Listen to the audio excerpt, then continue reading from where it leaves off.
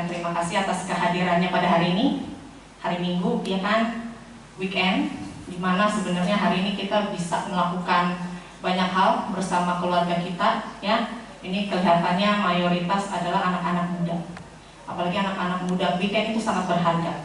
Udah dia senyum, ya kan? Weekend itu kalau bagi anak-anak muda berharga, bukan nih, ya. Kalau anak-anak muda kalau lagi weekend, kalau tidak rebahan, gitu, ya kan, Senin sampai Jumat kita sudah bekerja keras, belajar keras, ya. Weekend itu saatnya kita rebahan. Kalau nggak rebahan, gibah bareng besti, ya kan. Itu kalau anak muda, ya. Kalau bapak ibu biasanya sama cucu, ya, sama anak cucu di rumah. Nah itu. Tapi nih, semua yang hadir di sini itu berarti memprioritaskan perbuatan baji, memprioritaskan meningkatkan kualitas batin. Makanya bila kalian datang, gibah bareng besti ntar dulu, ya kan, rebahan nanti dulu. Yang penting belajar dhamma, ya kan, mendengarkan dhamma, meningkatkan kualitas diri. Nah, makanya saya mengucapkan banyak sekali terima kasih kepada Bapak Ibu, saudara-saudari sekalian yang menyempatkan diri untuk hadir di sini dan mendengarkan pembahasan dhamma pada hari ini. Nah, hari ini saya ingin membahas mengenai, mungkin jarang didengar, jarang juga dibahas, yaitu mengenai Dhammanyu Sutta. Ini adalah salah satu sutta yang menarik menurut saya. Sutta ini bisa ditemukan dalam kitab Anguttara Nikaya. Jadi kitab Anguttara Nikaya ini adalah salah satu bagian dari Tipitaka yang isinya itu diurutkan berdasarkan nomor, ya. Jadi ada nomor 1 sampai nomor 11. Nah, sutta ini saya ambil di kelompok penomoran, itu nomor 7. Jadi Anguttara Nikaya 7, jadi kelompok ke-7. Jadi harus cari itu karena ada 5 jilid, ya, kitabnya. Jadi dicari kelompok ke-7, itu sutta ke-68, ya. Memang ini salah satu bagian Tipitaka yang cukup banyak kitabnya, tapi seru-seru, ya, kalau dibaca itu banyak sutta-sutta dalam Anguttara Nikaya itu yang relate banget. Kalau anak muda zaman sekarang bilangnya relate banget sama kehidupan kita, ya. Jadi nggak berat-berat gitu, sederhana, bisa kita terapkan dalam kehidupan sehari-hari. Karena tadi memang Buddha, ya, itu memang mengajar. Buddha sendiri memang seorang biku, menyarankan, saya bilang menyarankan, ya, kita ini memang untuk hidup selibat, ya, menjalani kehidupan kebikuan. Karena kehidupan kebikuan itu memudahkan kita, sangat-sangat memudahkan kita untuk menjalani praktek dhamma dengan maksimal. Beda dengan kita berumah tangga. Tapi Buddha tidak melarang kalau pilihan hidup kita tetap menjadi seorang perumah tangga. Tapi jadilah perumah tangga yang berkualitas, yang hidupnya sesuai dengan dhamma. Kenapa? Supaya hidup kita tenang dan bahagia. Karena seperti kita ketahui di dalam kehidupan yang, apalagi kehidupan modern seperti ini, di mana kita harus bersosialisasi dengan banyak orang, bergaul dengan banyak orang, ya kan? Kalau kita di rumah aja nggak bisa makan kita, ya kan? Karir tidak berkembang. Nah, interaksi sosial semacam ini kalau tidak dibarengi atau kita tidak mempersenjatai diri kita dengan pemahaman dhamma dan praktik dhamma, ini kita akan mudah sekali kolaps mentalnya. Makanya sekarang banyak, ya, angka kesehatan mentalnya, ya, orang-orang yang mengalami masalah kesehatan mental itu makin tahun makin meningkat. Stres lah, depresi lah, dan lain sebagainya. Itu karena tadi mereka tidak memahami apa itu dhamma, tidak menerapkannya dalam kehidupan mereka, tidak mempersenjatai mereka dengan dhamma. Jadi kalau kita mempersenjatai diri kita dengan dhamma, dengan praktek dhamma, dijamin, yang Buddha berani jamin, dan bisa kita buktikan sampai hari ini. Walaupun Buddha mengatakan itu 2500 tahun yang lalu, tapi masih relate banget sama kehidupan kita saat ini dan masih memberikan manfaat yang sama. Nah, makanya sutta ini tuh menarik sekali, ya. Dhammanyu Sutta namanya. Agak ribet emang namanya, tapi tidak usah pusingkan bahasa palingnya yang ribet. Dhammanyu Sutta. Dhammanyu Sutta itu artinya seseorang yang mengetahui dhamma. Ya, seseorang yang mengetahui Dhamma. Jadi di sini sebenarnya suta ini dibabarkan bukan buat umat perumah tangga. Ya, banyak makanya orang kalau baca suta ini kan buat kita perumah tangga. Itu mau buat biku, udah biku aja yang belajar. Kita mah jangan belajar yang ini. Kita belajar aja gimana caranya dapat cuan. Gitu, ya kan? Sama ini penting. Kalau kita mau dapat cuan tanpa ini, cuannya tidak sempurna guys, ya. Jadi ini Dhammanya Sutta, ya. Jadi seseorang yang memahami Dhamma. Jadi di sini Dhammanya Sutta ini dibabarkan Buddha kepada para biku. Ya, dibabarkan Buddha sebenarnya memang buat para biku. Tapi biasanya Buddha walaupun ketika berceramah itu ditujukan kepada biku, tapi pada saat itu ada perumah tangga yang ikut mendengarkan. Ya, jadi ada perumah tangga yang ikut mendengarkan. Memang ini ditujukan kepada para biku. Jadi dikatakan di dalam sutta ini bahwa ada 7 kualitas, ya. Ada 7 kualitas dari seorang biku yang dengan memiliki 7 kualitas ini, maka seorang biku itu patut diberi sokongan, diberi persembahan, diberi penghormatan, dan merupakan ladang untuk menanam jasa yang tiada taranya. Berarti mengacu ke Arya Sangga. Berat ini sutta padahal, tapi isinya itu bisa kita praktekkan dalam kehidupan kita sehari-hari. Mungkin sutta itu membahas 7 kualitas tersebut dalam diri biku, tapi hari ini dengan berlandaskan pada sutta ini, saya ingin mengajarkan, saya ingin sharing 7 kualitas ini. Mari kita kembangkan bersama-sama, karena mengembangkan ini tidak sulit. Yang penting mau, itu doang. Kalau kita tidak mau, itu baru susah, ya. Nah, kalau mau bisa. Kalau kita mau pasti bisa. Nah, di sini 7 kualitas. Kualitas pertama itu adalah kualitas yang namanya Dhammanyu tadi, Dhammanyu. Mengerti atau mengetahui Dhamma, tahu Dhamma. Nah, definisi tahu Dhamma di sini apa? Tahu. Kalau kita bilang itu ya tahu ajaran Buddha secara keseluruhan. Itulah kenapa kita harus rajin-rajin yang namanya baca Tipitaka sebagai sumber utama kita, rujukan pertama kita. Ya, itu yang paling disarankan. Bu, boleh nggak baca buku-buku yang lain tapi Buddhis? Boleh, tapi lebih disarankan langsung merujuk ke sumber utama kita, yaitu kitab suci Tipitaka. Di sana kita tadi, di sana Tipitaka itu isinya berbagai metode pengajaran yang diajarkan oleh Buddha kepada berbagai jenis atau kualitas manusia atau pendengarnya. Ya, ini kebanyakan pasti anak kuliah atau anak SMA ya di sini ya. Pasti kalau di kampus ketemu dosen, cara ngajarnya beda-beda kan? Ya kan? Nah, kalau dosen yang bagus ya, dosen yang berkompeten, dia tahu kelompok ini cara ngajarnya tuh harus begini, kelompok ini cara ngajarnya tuh harus begini. Sama, Buddha juga adalah seorang guru yang sangat berkompeten. Sehingga cara mengajar Buddha itu ada 9, makanya nggak bosen. Ya, makanya pengikutnya bertambah banyak. Ya, cara mengajar Buddha itu ada 9. Ada melalui yang namanya sutta. Nah, kita harus tahu sutta itu apa sih? Sutta itu ya khotbah-khotbah Buddha yang tadi barusan kita baca, ya, Karanyamita Sutta, Manggala Sutta, ya kan, Ratana Sutta. Sutta itu namanya, kalau sutta itu kayak sekarang nih lagi ceramah singkat, pendek, itu ceramah singkat, itu namanya sutta. Nah, ini biasanya Buddha kalau teknik ini diajarkan ketika waktunya terbatas. Ya, kayak gini waktunya terbatas nih, saya dikasih gunanya 30 menit ya. Jadi kita pakai sutta.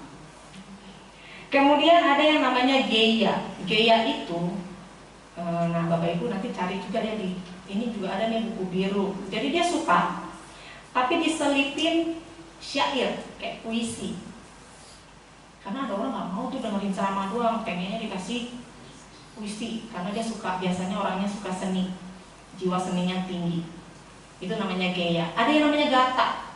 Nah, Buddha juga tahu orang ini nggak bisa dikasih suta, nggak mau dengar. Tapi dia suka puisi, dia suka syair. Ketika Buddha menyampaikan suatu dhamma dengan syair, dia langsung fokus mendengarkan, gitu ya. Jadi Buddha mengajarkan juga pakai seni ya, ada seninya. Jadi nggak melulu mentang-mentang biku ya kan meninggalkan keduniaan terus nggak kenal seni. Nah tadi tidak mengenal seni dan diajarkan sesuai dengan porsinya, karena memang tujuannya adalah untuk menjangkau semua kalangan. Jadi ada tuh seninya, namanya gata. Ada lagi weyakarana namanya. Weyakarana itu artinya penjelasan rinci. Ada orang nggak mempan, cuma dikasih satu suta pendek, dikasih puisi apalagi, kenapa saya harus mikir? Saya udah pusing gitu ya. Tapi kalau dikasih yang rinci, dijelasin secara sistematis, dia ngerti. Diajak diskusi, dia ngerti. Nah itu biasanya kita bisa temukan dalam Digha Nikaya namanya, ya. Itu sutanya panjang dijelasin secara rinci. Itu namanya Weyakarana. Kemudian ada yang namanya Udana. Udana ini adalah ungkapan inspiratif yang dikemukakan oleh Buddha. Jadi misalnya Buddha mencapai sesuatu, itu merasakan satu kebahagiaan yang sangat luar biasa, kemudian diungkapkan. Itu namanya Udana. Atau mengalami pengalaman luar biasa apa gitu ya, saking terinspirasinya, nah itu Buddha mengungkapkan inspirasinya. Itu namanya Udana. Pendek-pendek biasanya ya. Kalau kita sekarang bilangnya quote, iya, quote kehidupan. Ada quote Buddha yang benar.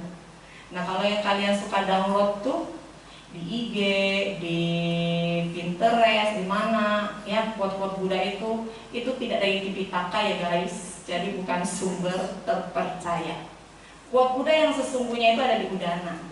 Jadi kalau mau bikin quote yang benar, pakai Udana. Ya, yang download mulai sekarang dihapus saja karena tidak merujuk pada Tipitaka. Jadi itu karangan orang ya. Kan Buddha say bla bla bla bla, udah ya, jangan diambil. Ya. Kalau mau benar-benar tahu quote Buddha yang sesungguhnya itu ada di Udana tadi. Kemudian ada Itiwutaka. Nah, Itiwutaka ini adalah pengulangan referensi namanya. Ya, pengulangan referensi. Pengulangan referensi itu ini hanya dilakukan oleh satu siswa Buddha yang namanya Ujutara. Ujutara ini pelayan. Ya, pelayan seorang ratu namanya Samawati. Walaupun dia pelayan, tidak sekolah, tapi ingatannya bagus. Nah, si Ratu Samawati ini dilarang oleh raja untuk mendengarkan dhamma, padahal dia pengen sekali belajar dhamma. Nah, akhirnya punya ide, karena di istana itu pelayan yang boleh keluar masuk istana hanya Ujutara, karena dia itu punya tugas beli kembang, beli bunga untuk menghias istana. Jadi cuma dia yang boleh keluar masuk istana. Nah, ini menjadikan si Ratu Samawati ini punya ide cemerlang. Jadi si Ujutara ini disuruh belajar dhamma.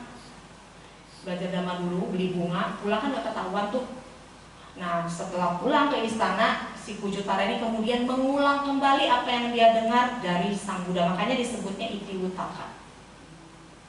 Ya, demikianlah yang dikatakan. Kalau yang diulang oleh Bhante Ananda beda ya. Kalau diulang oleh Bhante Ananda biasanya demikianlah yang saya dengar.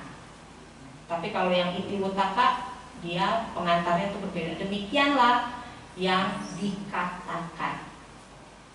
Jadi bedanya itu namanya Itiwutaka. Nah, Buddha juga sekali waktu juga pernah mengajar dengan cara menceritakan Jataka.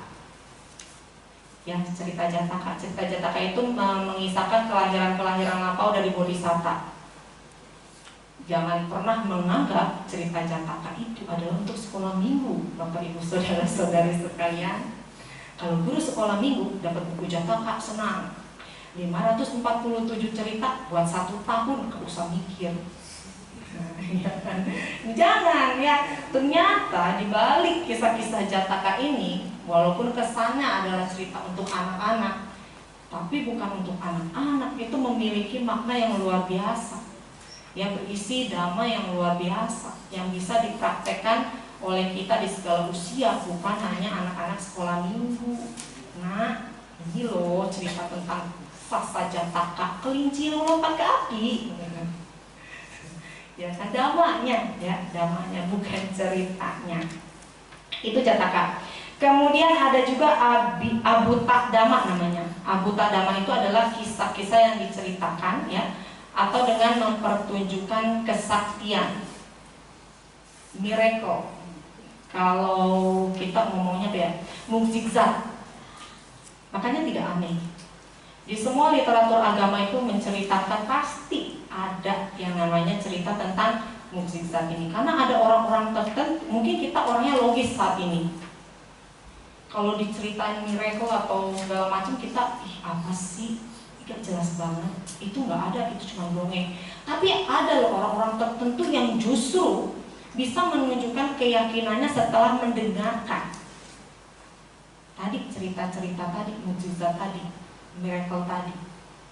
Ada. Nah, makanya Buddha mengajar dengan teknik mempertunjukkan kekuatan sakti. Tapi hanya boleh Buddha. Para biku tidak boleh mempertunjukkan kekuatan sakti, ya, melanggar vinaya. Nah, yang terakhir adalah caranya tanya jawab. Ada orang bisa nangkep atau bisa memahami dhamma itu dengan cara tanya jawab, diskusi lebih. Jadi kita lebih ingat dengan apa yang ditanyakan karena kita pengen tahu, kepo, ya. Jadi kita boleh kepo, tapi keponya yang penting, kepo dhamma, pengen tahu tentang dhamma. Nah, kita tanya. Dalam agama Buddha kita bebas bertanya, tidak perlu merasa malu atau merasa pertanyaannya konyol. Sekonyol apapun pertanyaan itu pasti akan dijawab kalau memang tujuannya itu kita ingin tahu tentang dhamma. Sekocak apapun pertanyaan itu, ya mungkin orang lain kalau dilontarkan itu malu gitu ya, diketawain. Tapi kalau dalam agama Buddha nggak perlu malu. Walaupun itu konyol, kocak, tanyakan. Asalkan tujuannya memang kita ingin belajar dhamma. Jadi bukan buat kayak bercanda, ya, kayak apa, kayak ngerjain, ngeprank. Tapi buat belajar dhamma silakan ditanyakan, ya. Itu sistem tanya jawab. Nah, itu 9 cara Buddha mengajar. Dan itu masih diterapkan oleh semua guru dan dosen hingga hari ini. Tentu bahasanya tidak seperti ini lagi, ya kan? Sekarang bahasanya seperti diskusi, ceramah satu arah, dan lain sebagainya. Nah, itu satu, kualitasnya adalah kita. Karena Sutta ini saya sekarang merubah menjadi kita, ya. Kita ini step pertama harus tahu dhamma dulu. Harus belajar dhamma dulu. Lewat mana sekarang kita yang hidup di zaman ini tuh beruntung banget belajar dhamma. Kita bisa nonton podcast. Durasi podcast juga bermacam-macam. Nggak kuat lama, ada yang 15 menit, bener nggak? Ya kan?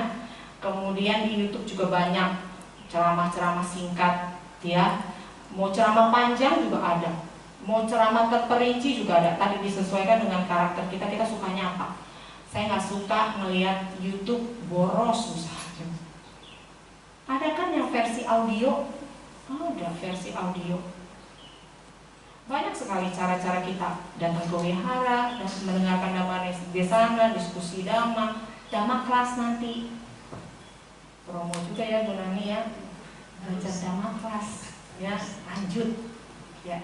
Nanti habis dhamma kelas baru rebahan, baru ketemu besti, ya. Dhamma kelas dulu biar kualitas batinnya meningkat. Itu ya. Tadi banyak sekali cara kita belajar dhamma, ya. Yang kedua, kualitas yang kedua itu disebutnya athanyu.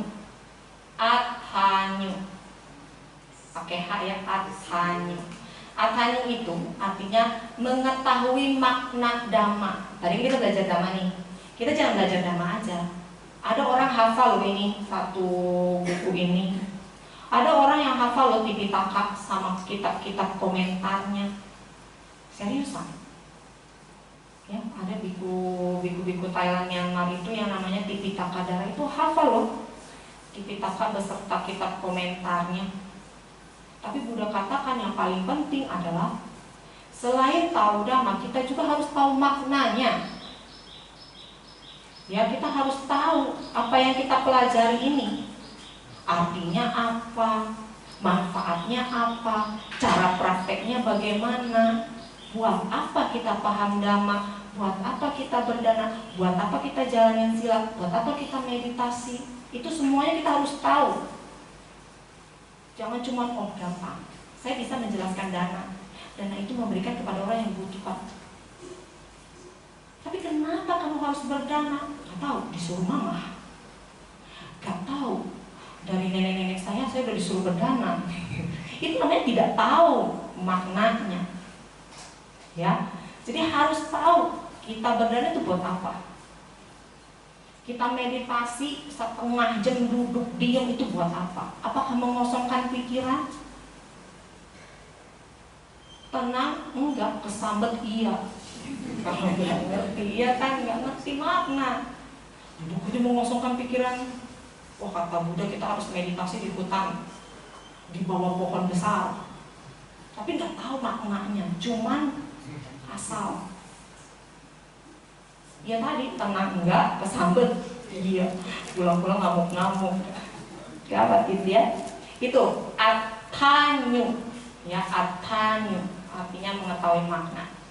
Kualitas yang ketiga ini namanya attanyu. Bisa bedain dari yang pertama, yang tadi pertama itu pakai h attanyu, yang ketiga itu attanyu. Atta itu diri. Tahu diri. Kita itu harus tahu diri. Selain punya dua kualitas yang tadi, kualitas ketiga itu harus tahu diri. Kita harus tahu kekurangan kita di mana. Wih, saya ini orangnya malas kalau disuruh meditasi cuma buat 15 menit. Itu pun setahun sekali. Itu harus ditingkatkan berarti. Ya, harus ditingkatkan. Wih, saya kalau dana udah cakep nih. Bagus. Tiap hari saya dana. Wah, tapi meditasi masih kurang tadi, masih setahun sekali. Ditingkatin seminggu sekali. Jadi tahu kualitas diri kita seperti apa. Kita tahu kekurangan diri kita tahu kelebihan kita, kekurangan kita perbaiki, kelebihan kita pelihara, kita tingkatkan. Bukan hanya dalam hal dhamma aja, tapi dalam semua segi kehidupan. Saya jago hafalan anak sekolah nih. Kembangkan jago hafalannya. Wah, nggak bisa nih hitung-hitungan. Tadi yang dari BCA ya. Kalau ngitung uang selalu salah mulu. Selalu salah nih. Nah, tahu ya kan? Tahu kekurangannya, maka harus dilatih. Di BCA juga diajarin ngitung uang kan, surat-surat gitu kan. Ya kan? Siapa yang masih gagal sampai hari ini? Wah, belum, saya belum bisa. Nah, itu ditingkatkan skillnya dengan banyak latihan. Sama dhamma juga, kalau kita udah ngerti dhamma, kita tahu kurangnya di situ, kita harus perbanyak latihannya. Kita kalau praktek dhamma itu kayak melatih otot, kayak melatih skill kita. Nggak bisa cuma seminggu sekali, sebulan sekali, apalagi setahun sekali kalau pas Waisak doang. Nggak bisa. Harus setiap saat. Bentuk-bentuk yang kayak skill-skill gitu tuh harus diasah setiap saat. Tidak bisa kayak kalau bilang mau bolong-bolong gitu ya, males-malesan, tuh nggak bisa. Itu ya attanyu, mengetahui diri sendiri, kualitas diri, tahu diri kalau simpelnya, gampangnya. Kemudian ada mattanyu. Mattanyu, mata itu perhitungan. Tahu perhitungan. Wih, harus jago matematika, kita belajar dhamma, bukan. Ya. Mattanyu itu harus tahu kebutuhan sebenarnya. Kita tuh harus tahu kebutuhan kita seberapa sih. Jangan kalau misalnya kita dalam hal pengeluaran itu istilahnya jangan lebih besar pasak daripada tiang. Makanya saat ini kenapa banyak orang itu susah kaya padahal sudah bekerja keras. Karena kenapa? Karena punya, kalau kita kan rumah tangga ya masih mencari nafkah ya, masih cari uang. Karena kita tadi tidak tahu mana itu keinginan dan mana itu kebutuhan. Kita sering sekali menganggap keinginan-keinginan kita itu sebagai kebutuhan. Makanya setiap ngecek Shopee dibeli, ada diskon dibeli, ada promo COD dibeli.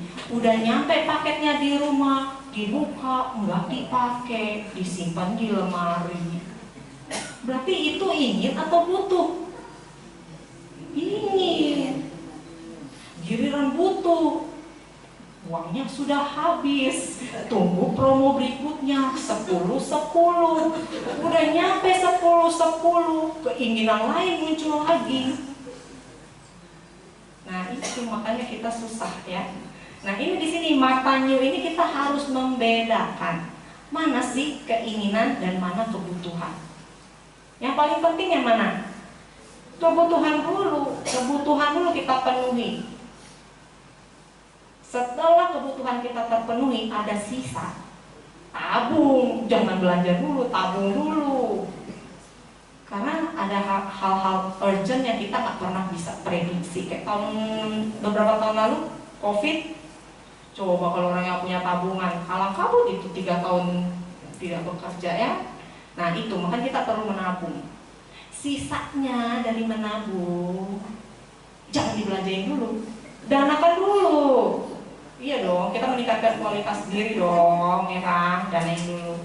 Sisanya baru boleh cek Shopee, Tokopedia, ya kan, baru boleh belanja. Satu aja yang kita pengen, jangan banyak-banyak juga, ya.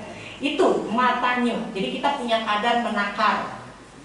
Apa sih kebutuhan kita, ya? Apa yang paling kita butuh, bukan apa yang paling kita inginkan. Karena keinginan itu biasanya tadi seiring berjalannya waktu itu mudah tergerus, tapi kalau kebutuhan seiring berjalannya waktu ya memang kita butuh. Makanya kalau pengen sesuatu katanya tunggu dulu, tunggu seminggu. Kalau masih pengen baru boleh beli. Kalau udah tunggu seminggu ternyata udah nggak pengen, jangan beli lah, makin juga, ya kan? Matanya. Kemudian berikutnya yang kelima itu ada kalanyu. Kala itu waktu, kalanyu tahu waktu. Nih, muka-muka gamers harus tahu waktu. Ya, kapan harus belajar, kapan harus bermain, kapan harus kuliah, jangan bolos. Ya dong. Kalau kita yang udah ibu-ibu, kapan masak, kapan setrika, kapan ngurus anak, nah gitu ya. Nah kita juga harus tahu waktu kapan kita bisa mempraktekkan dhamma. Salah satunya meditasi tadi, kita harus waktu-waktu. Saya cocoknya meditasi itu pagi, belum banyak pikiran nih, belum banyak ketemu orang, pikiran belum kacau, cocok nih, lakukan pagi hari. Wah nggak cocok nih saya kalau pagi-pagi, yang ada tidur lagi kalau meditasi ya. Saya cocoknya malam nih, habis beres pulang kuliah, pulang kantor, udah mandi, udah beres lah pokoknya, duduk 1 jam bisa, lakukan itu. Jadi tahu waktu di sini itu penting bagi kita. Udah katakan itu dibikin schedule, diatur schedule-nya. Keseharian kita tuh harus diatur schedule-nya. Jangan main jalan aja, karena hidup kita tidak akan pernah terarah. Bikin schedule, ya. Makanya sekarang lagi ada terapi journaling kan namanya ya. Kalau pernah dengar, itu boleh dijalani. Gak usah bikin jurnalnya yang bagus-bagus, estetik, gak usah. Yang penting pembagian waktunya itu jelas, ya. Kayak Buddha itu udah bikin schedule selama 45 tahun kehidupan beliau. Pagi pindah kata, pindah patah sekalian makan, ya kan. Siang itu mengajar para biku, berdiskusi dengan para biku, memberikan instruksi-instruksi kepada para biku. Terus sore, ya sore itu adalah waktunya kita biasanya berumah tangga itu mengunjungi Buddha. Ya, nah itu Buddha ngajar kita berumah tangga. Terus nanti petang hari, namanya petang hari, kalau dalam agama Buddha disebutnya jaga pertama itu dari jam 6 sore sampai jam 10. Yang itu Buddha kembali berdiskusi dengan para biku tentang metode-metode yang harus dipraktekkan. Dari jam 10 sampai jam 2 kita sudah molor, sudah tidur. Buddha belum, masih ngajar. Ngajar apa? Ngajar para dewa, ya. Jadwalnya Buddha ngajar para dewa itu jam 10 sampai jam 2. Para dewa sengaja datang jam segitu, soalnya kita udah pada tidur. Jadi 10 sampai jam 2, ya. Nah, jam 2 sampai jam 6 inilah adalah waktu-waktu Buddha beristirahat, tapi tidak tidur. 1 jam meditasi jalan, 1 jam meditasi duduk, ya. Kemudian tidur cuma 1 jam. Tidurnya 1 jam doang. Habis itu bangun lagi, ya. Kemudian meditasi, kemudian namanya menggunakan jalannyana. Jalannyana itu kayak hari ini siapa aja sih yang bisa ditolong, yang batinnya itu sudah matang, itu dipetakan ada di mana, dan yang hari ini yang bisa terjangkau itu siapa aja. Nah, kalau sudah dipetakan seperti itu, setelah bangkit dari meditasinya baru Buddha berpetualang sesuai tadi rutenya yang sudah dipetakan. Oh, Buddha schedule 45 tahun loh. Ya, tidurnya cuma 1 jam selama 45 tahun. Nah, kita di schedule ditulis tidur 8 jam. Sisanya. Jadi harus diatur ya, kalanya kita harus tahu waktu. Nah, bikin schedule itu penting, makanya penting bagi kita untuk bikin schedule. Yang keenam itu parisanyu. Parisanyu itu artinya mengenal kelompok. Kita tahu di mana kita berada. Kalau misalnya sedang berada di lingkungan para cendekiawan misalnya, ya kita boleh tuh ngobrol hal-hal yang memang saintis. Tapi kalau lagi ngumpul sama petani, jangan diajakin ngomong AI, artificial intelligence, agak ngerti. Bengong petaninya, ya kan? Ajakinlah cara menanam yang baik dan benar. Ya dong. Masa petani diajakin ngomong Mobile Legend? Gak nyambung, gak ngerti petani itu diajarin Mobile Legend. Ya, yang ngerti apa? Nyangkul. Nah, itu namanya tahu tempat, tahu kita di mana berada. Saat berada di komunitas, misalnya komunitas Buddhis, nah apa sih yang harus kita lakukan? Ya, kapan kita harus diam ketika kita berbicara dengan orang lain? Kapan kita harus berbicara? Gaya bicara apa yang harus kita sampaikan? Misalnya ketemu orang yang lebih senior, cara menyapanya, orang bilang tahu tata krama. Nah, itu yang parisanyu. Yang terakhir disebutnya ini agak susah, pugala paro paranyu. Pugala paro paranyu artinya mengetahui orang lain. Ya, artinya mengetahui orang lain. Nah, sebenarnya di sini kita harus mengetahui ada 2 jenis manusia. Ada orang yang tidak mau menemui orang-orang, kalau di sutanya asli adalah orang suci. Nah, tapi kalau urusan kita kan agak susah nemuin orang suci ya. Nah, kita ambil orang yang bijaksana. Ada orang tuh yang nggak mau ketemu orang yang bijak, lebih bijak daripada dia tuh nggak mau. Tapi ada orang yang mau, suka mencari orang yang lebih pintar, yang lebih bijaksana daripada dia, tidak peduli usianya lebih tua atau lebih muda. Yang penting orang itu bijaksana, itu akan dicari sama dia. Dari 2 jenis orang ini yang lebih baik yang mana? Yang mencari orang yang bijaksana. Ternyata orang yang mencari orang bijaksana ini ada 2 jenis lagi. Kita harus tahu. Dia udah ketemu nih orang yang lebih bijaksana, tapi dia tidak mau mendengarkan ajarannya, nggak mau dengerin dhamanya. Cuma pengen ketemu doang, foto, posting, pulang. Ada kan ya, orang ketemu biku bijaksana nih, kita tahu nih biku bijaksana nih, ketemu cuma pengen foto, posting, pulang. Tapi jenis orang kedua, dia mau mendengarkan ajaran atau wejangan dari orang bijaksana ini. Unggul yang mana? Yang mau dengerin. Ternyata yang mau dengerin ini dibagi dua lagi. Ada orang dia dengerin tapi tidak memperhatikan, sibuk mengagumi, dia tidak memperhatikan ajarannya. Tapi orang jenis satunya lagi, dia memperhatikan apa yang disampaikan oleh si bijaksanawan ini. Unggul mana? Yang memperhatikan pastinya, ya kan? Ternyata yang memperhatikan ini dibagi dua lagi. Jadi disortir ya sampai yang paling unggul nanti.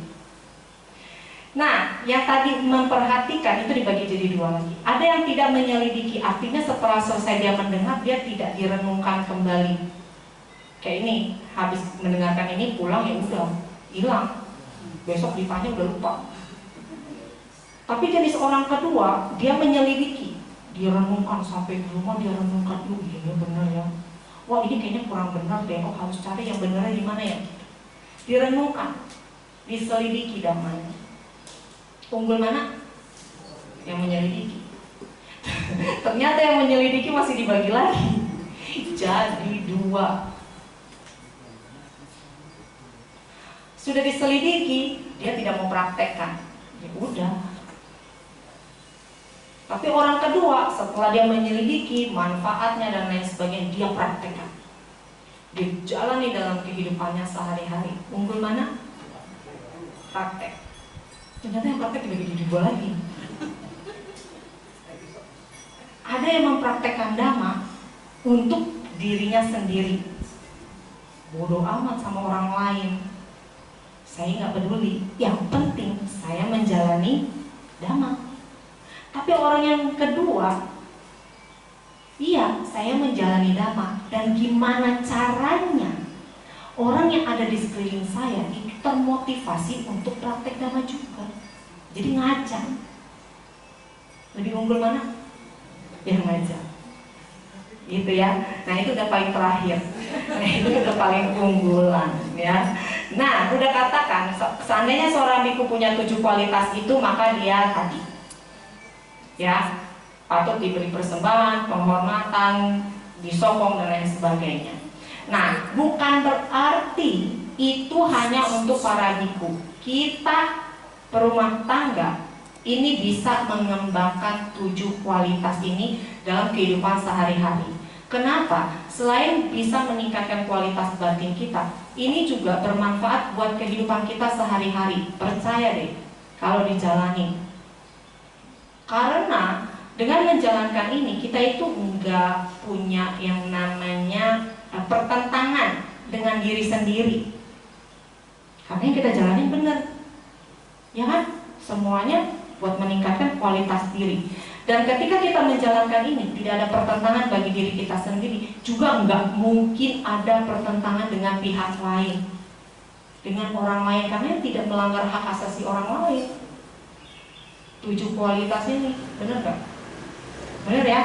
Nah itulah kenapa menurut saya sutta ini menarik. Jadi Buddha babarkan untuk para biku, tapi sebenarnya saat ini di dunia modern ini itu relate banget sama kehidupan kita. Kalau kita meningkatkan ini, menjalani ini dalam kehidupan sehari-hari, mengembangkan, berusaha untuk dikembangkan, maka kehidupan kita akan lebih damai, lebih tentram, tidak mudah yang namanya kena mental health. Ya, masalah kesehatan mental tuh karena kita tahu hidup kita itu teratur, terarah, kita tahu mau ngapain, kita tahu apa yang kita butuhkan, kita tahu solusi-solusi yang bisa kita terapkan dalam kehidupan kita sehari-hari. Nah itu demikian Dhammadesana singkat dari saya. Sekali lagi saya ucapkan terima kasih atas kesempatan yang diberikan kepada saya. Semoga kita semua sehat, bahagia dalam keadaan baik. Sabe sata bawantu sukitata, semoga semua makhluk hidup bahagia. Sadu, sadu, sadu.